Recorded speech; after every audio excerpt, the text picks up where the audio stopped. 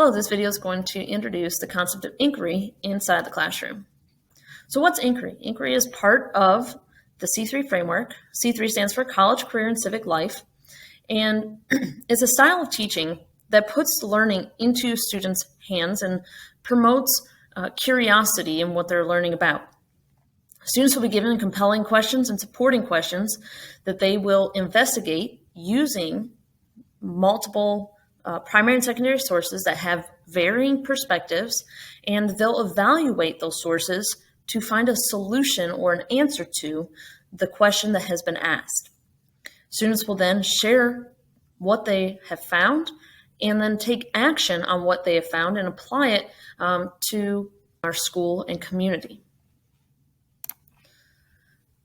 Here's a look at what our standards provide to us. Our inquiry strand might look slightly different depending on the grade level, but it's something that's been implemented from K through 12th grade, and it includes each of the things that you see here on the screen: compelling questions, supporting questions, an opportunity for students to gather and evaluate multiple, again, varying sources to find the different perspectives on different topics and events in history. They'll use those sources in order to develop a claim or an answer to the compelling question and use evidence to support their answer. And so they'll be asked to look at multiple viewpoints on the same topic. They'll also then communicate those ideas, and then they'll take informed action, which is the civic-minded piece where students are going to be trying to facilitate change, or at least get them thinking about how do we facilitate change in our own world and society to improve our world. So the benefits of using this is that it becomes more engaging for students. It's going to develop their critical thinking and problem-solving skills.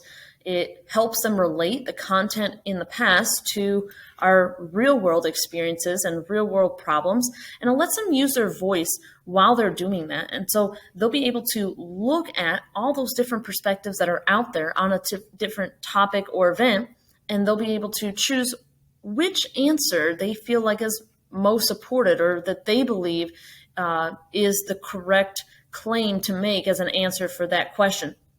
And so they get to express that on their own. So what can you expect when students are using inquiry inside the classroom?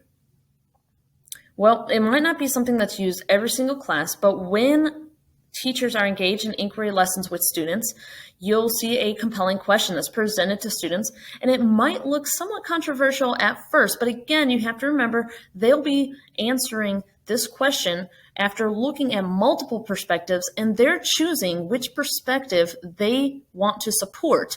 They'll be looking at multiple sources that have varying perspectives in order to answer those questions, and they'll be given the opportunity to have more student-led discussion and more small group time so they can collaborate together and decide, well, what really is the answer or solution to the question that's been asked.